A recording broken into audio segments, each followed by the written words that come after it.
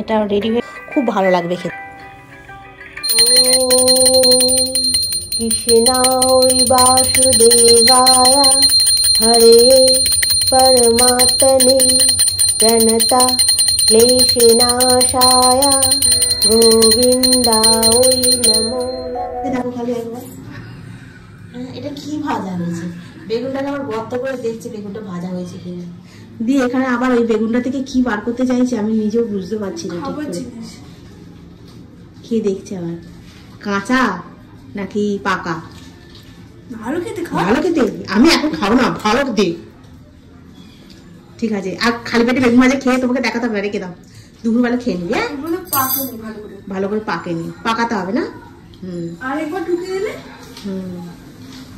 ঠিক আছে, যাও। গুড মর্নিং বন্ধুরা, কেমন আছো তোমরা সবাই? আমি খুব ভালো আছি, কারণ আমি সকালবেলা থেকে ভিডিও অন করতে পারিনি, পাশের বাড়িতে খুব গান চলছিল বলে অনও হয়নি। আর এই সকাল থেকে উঠে আমি এখন এখানে ভাত হয়ে গেছে আমার, আলু সেদ্ধ ডিম সেদ্ধ হয়ে গেছে, মুসুর ডাল সেদ্ধ হয়ে গেছে। এখন এটা আমি ওটসটা ছিল নষ্ট হয়ে যাবে বলে ওটসটাকে গুঁড়ো করে এখন ওটসের ছিলকা বানাচ্ছি আমি। আর তোমার বেগুন ভাজাটা তোমাকে তো দেখালাম, বেগুন ভাজা হয়েছে, তোমার খুব পছন্দ হয়েছে, কিন্তু আমার একটু পছন্দ হয়নি, কারণ এটা খেতে খেতে অভ্যেস হবে হয়তো। ডিবেটা করে রাখ, খেতে খেতে অভ্যেস হবে হয়তো, জানি না এখন কীরকম কি অভ্যেস হবে বুঝতে পারছি না, কারণ আমি এত কম তেলে খাই না, আমার কিরম একটা লাগে। যাই হোক, এটা হাওয়ায় হাওয়ায় ভাজা, হাওয়ায় হাওয়ায় সব কিছু। এটা নিয়ে গিয়ে টেবিলে রাখুন, যান। না না গরম নেই, নিয়ে যান, নিয়ে গিয়ে টেবিলে রাখি দিই। আমার জন্য ছিলকা হচ্ছে, আমি একটু তেল দিয়েছি চাটুতে, দিয়েই বানাচ্ছি। আমারটা হয়ে গেলে তনুকে যেটা করে দেবো সেটাতে তেল ছাড়া।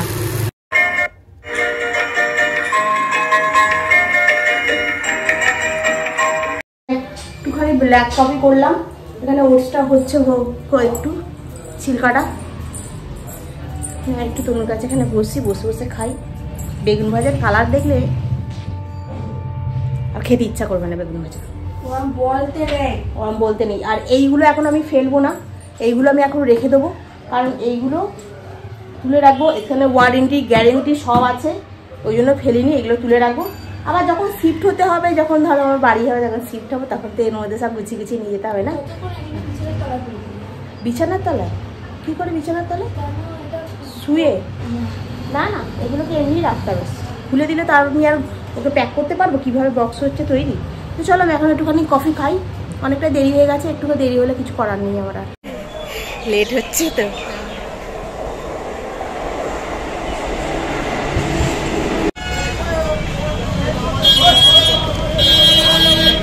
বন্ধুরা, সন্ধ্যাবেলা বাড়ি এসেছি, সকালবেলা যা দিনটা গেল আমার, পুরো ঘুরি ছুটোছুটি করে যার সময় চিল্লাচিল্লি লেগে গেল লাস্টে। তারপরে আমি গেলাম, আজকে অনেকটা দেরি হয়ে গেছে দিতে, কিন্তু অসুবিধা কিছু হয়নি। তো চলো আমি এই সময় বাড়ি এসেছি, তুমি এখন আমার জন্য একটু কফি বানাচ্ছে।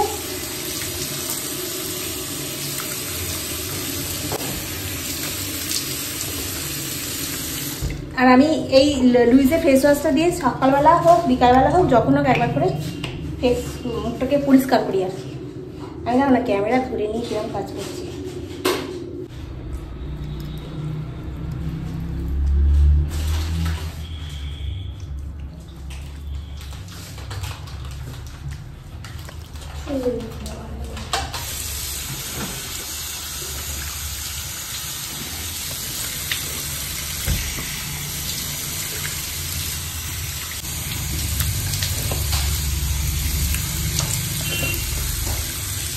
হলো, মুখটা মুছে একটুখানি বসে তারপর কফিটা খাই, তারপরে রাতের বেলা কি বানাবো ভাবনা চিন্তা করবো। বাইরে যাবো না, ওখানে বিয়ে বাড়ি হচ্ছে তো, সানাই বাজছে, এক্ষুনি কফি রাইট পড়ে যাবে আমার। এই কফি রাইট কেন ভাই, কিছু করা যায় না। সকালবেলা এত গান বাজছিল যে আমি ভিডিও অন করে কথা বলতেও পারছি না, কিছুই করতে পারছি না। তারপরে আমার আবার দেরি হয়ে গেছে, যে কি যন্ত্রণায় পড়ে গেছি আমি কি বলবো। লুইসের এটা হচ্ছে তোমার সিরাম,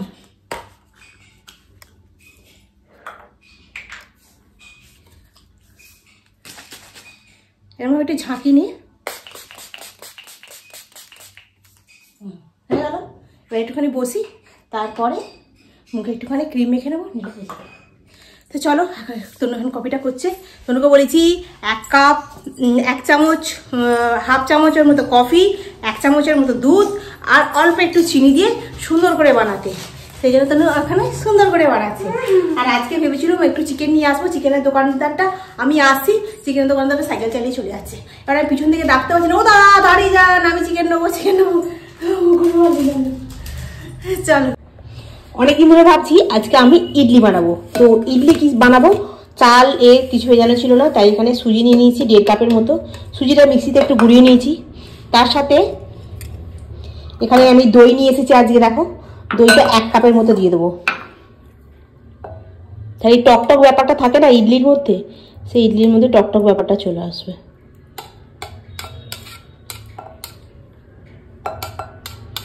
ব্যাস, আর দিতে লাগবে না। এই দইটা এর মধ্যে চাপিয়ে দাও। হলো, এর মধ্যে সামান্য একটু নুন দিয়ে দেবো।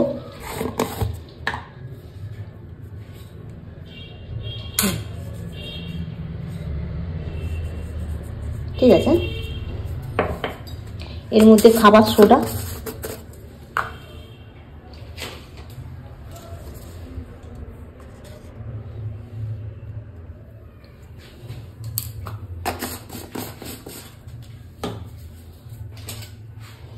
দিয়ে কালকে না এরকম একটা জিনিস বিক্রি হয়েছিল, 230 টাকার মতো দাম বলছিল। তনু বলে নিতে হবে না। ওটা না কিরাম এরকম পিছন থেকে এরকম চাপ দিলে এরকম করে ঘুরে যাবে, জানো তো। সেই কফিতে যেমন করে বিট করে, কফি বিটারের মতো হয়ে যাবে ব্যাপারটা।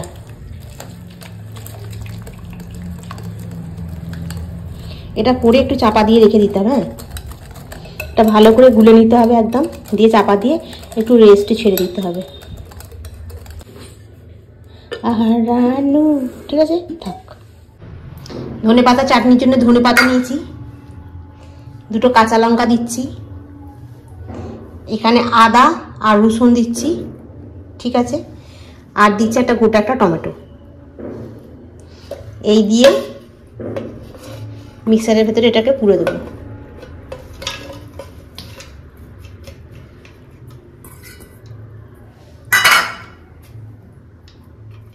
হলো, দাও স্বাদ মতো একটু নুন, অল্প একটু চিনি।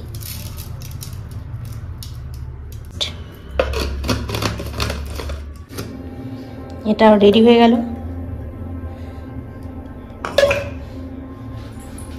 এর মধ্যে দিয়ে দিচ্ছি লেবু।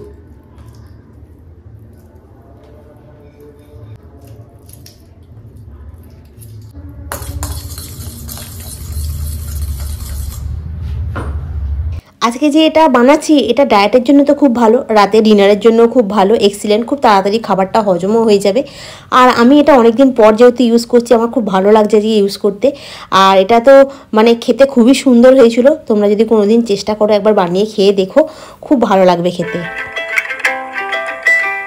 দুইটা দিয়ে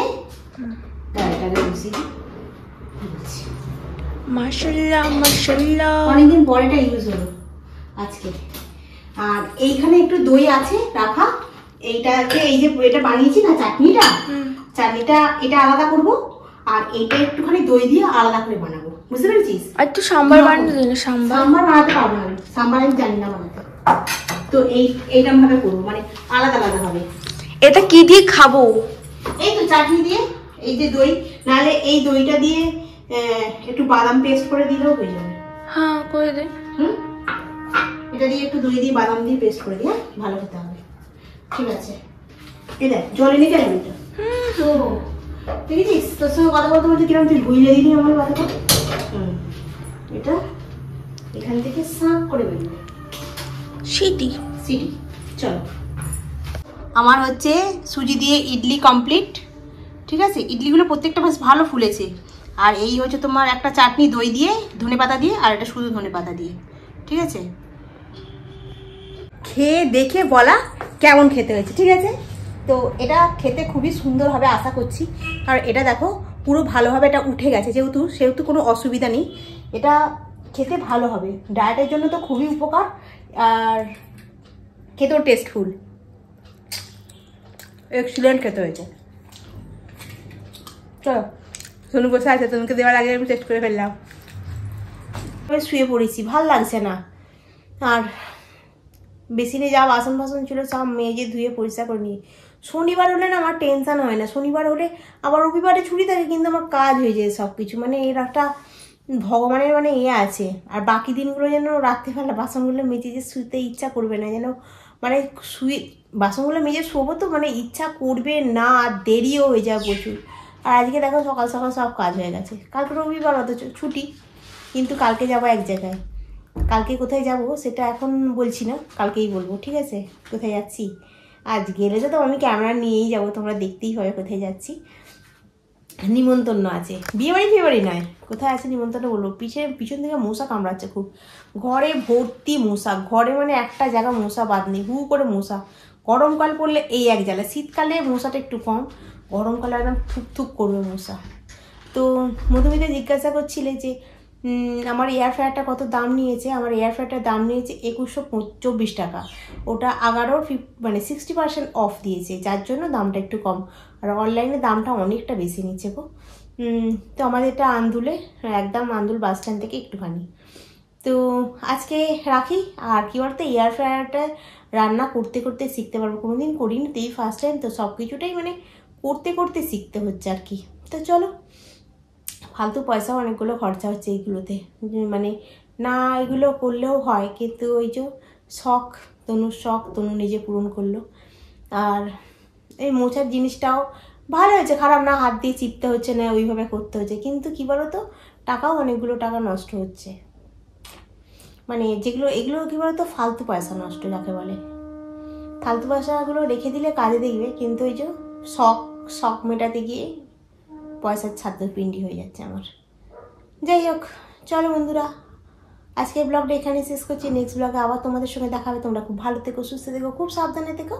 আজকের মতো এখানেই রাখি, গুড নাইট।